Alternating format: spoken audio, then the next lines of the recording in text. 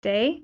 This morning, we're going to be talking about taking back your mornings, taking back your life.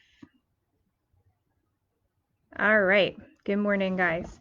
Okay, so I would like to know how many of you have a morning routine? Good morning, everybody. Good morning. Happy Wednesday. Take back your morning, take back your life. It all starts with us. And each day is a clean slate, okay? How many of you, tell me in the comments below, have a morning routine that starts with you? And I don't mean wake up, get out of bed, rush to make the lunches, rush to get the kids up, rush to get your lunch packed, rush out the door to get the kids to daycare and to you out to work on time. I don't mean that type of morning routine. I mean one that is intentional, where you wake up, you have some coffee, you do some things for you, right? It makes a huge difference having a morning that starts with filling your cup first. How many of you have started your morning all crazy? I know that all too well. I used to live the hamster wheel of crazy morning after crazy morning. It was always the most stressful part of my day when I was an employee. Not because I was an employee, but because of the schedule, right? It was the morning to get the kids up out the door and lunches packed and to work on time. But now that I work from home and for myself, that has changed, right? So what can you do about it, right? How many times has this happened where you maybe spill your coffee and then you catch every red light on the way to work and then this and this and this and everything just snowballs and then you just have a crappy day, right? You're grumpy, you're frustrated. Yep. Who's nodding their head? Okay. So how can you take control of that?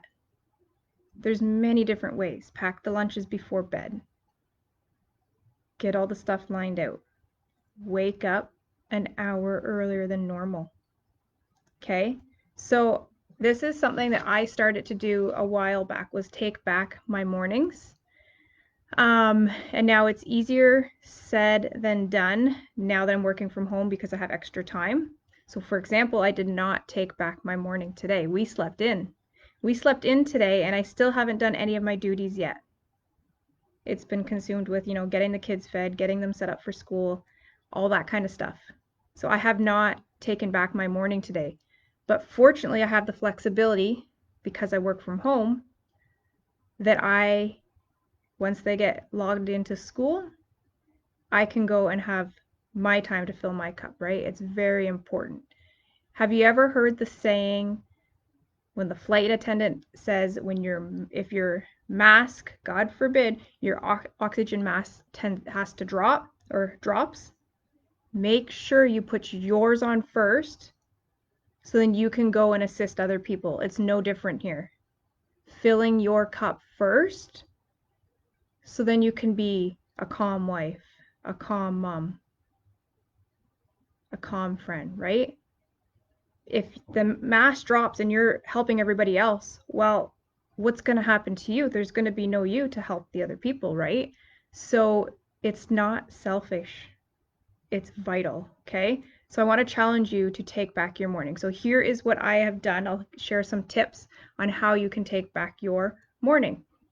So I get up an hour earlier, typically. Sometimes I'm up at 4:30, sometimes I'm up at 5. Most consistently I'm up at 6, okay? I get up, I do my meditation, my visualization. It grounds me. It keeps my focus to know what my goals are because I visualize them every single day, so it keeps me aligned, keeps me focused and motivated. And then I go out and I get my cup of coffee. And I sit down with my coffee and my thoughts and I do my gratitude journal. So I write out everything that I'm grateful for. From my warm house coat to the coffee to the clean water to the heat in the house. And then I say my affirmations. So if you're new around here, affirmations are what transformed my life from anxiety and depression to contentment. Good morning, Bailey. So I took everything that I was struggling with and I flipped the script and I made affirmations around that. So if I was miserable, I would write an affirmation. I wake up happy every single day. Okay? So I recite my affirmations. And then I go and I do some studies. Maybe read a couple pages of a personal development book, do some mindset studies, and then start my vitals for my workday. And then by that time, the kids are up and I can perform. I can get the breakfast. I can do all the things. Good morning, Kaylee. I can do all those things because I filled my cup first and now I'm ready, right? I'm ready to be a calm mom. I'm ready to pour into other people, okay? So taking back your mornings is vital for taking control of your day-to-day, okay? I've learned that firsthand. I wasn't always a morning routine or morning person. I love my sleep. Love my sleep. But yes, Kaylee, ask away. I would love to answer them here. But as I, set my alarm and forced myself out of bed, I began to like that quiet time to myself with my coffee, so much so that I looked forward to it. And now I don't even set an alarm. I just wake up. That will come, and it won't come overnight. It's a repetition. 21 days creates a habit, okay? It'll take time to push through and make yourself get out of bed, but you're going to come to enjoy that quiet time and see how productive it is for you, right? So there's something to be said when you start the day with intention, right? Instead of with stress. Okay, so you guys have some questions. Good morning, Suzette. Good morning, guys. Happy Wednesday. If I don't see any questions come through, what you guys can do is just pop them in the comments. I come back and I message every single one of you. So just pop some questions in the comments and I would be so happy to help. I probably won't stick around too much longer because I'm going to get my little plugged in for school. But I will be answering comments. So the main takeaway for this is start taking back your time. So whether it's mornings, if that's too hectic for you, take back your evening. Take an evening to do something for you. Fill your mind. Do a workout, right? So often as moms, we fall into this guilt trip that we have to be present 100% of the time. But then what happens to us? What happens when we don't take time for ourselves? Has anybody experienced that where you feel overwhelmed, burnt out, frustrated, grumpy? I know my husband and my kids call me the bear when I haven't, taken that time to unwind and just sit with my thoughts. Who here is an extrovert or an introvert? I know as myself, I'm an introvert, so I do thrive on that alone time, right? If there's too much people and conversations and everything like that going on, it can get overwhelming as an introvert. You just need to sit and calm and do something for you. Whatever that looks like for you, something for you, okay?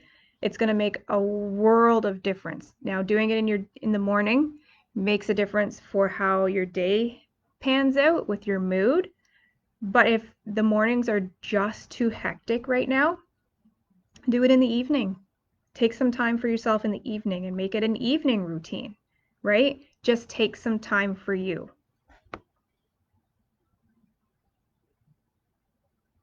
Okay, good question. Tori gets up by 5:30 most mornings when I go back to work. In 4 weeks, I will already have to get up at 4:30, having to get fours.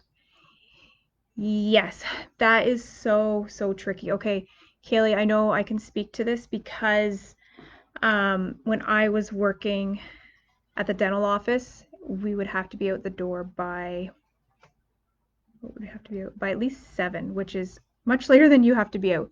So what I would recommend is just start with one thing. One thing. So if you get up at 4:30, which is early,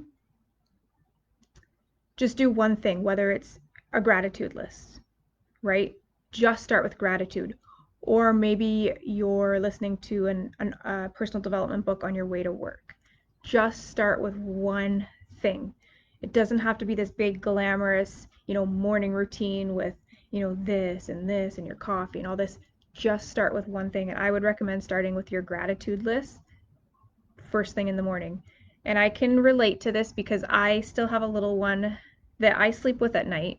She's going to be 7, but she still needs me to sleep with her. And um, most of the time, she hears me sneaking out of bed in the morning, and she'll come out and she'll sit beside me. And instantly, it's like, oh, I don't have this time. Like, you get frustrated. But I'm starting to teach her that this is mommy's time. You should still be sleeping. She can't sleep without me there, so sometimes she'll go sleep with her sister, or she'll sit quietly on the couch until I'm done. But I'm trying to train that mommy needs her time too, right? Okay. So, Kaylee, I would just recommend if mornings are too hectic, don't worry about mornings. Do an evening routine. Okay? You don't want this routine, to be more stressful than it is beneficial. That is an early morning. 4:30 is an early morning to have to get up and go, right?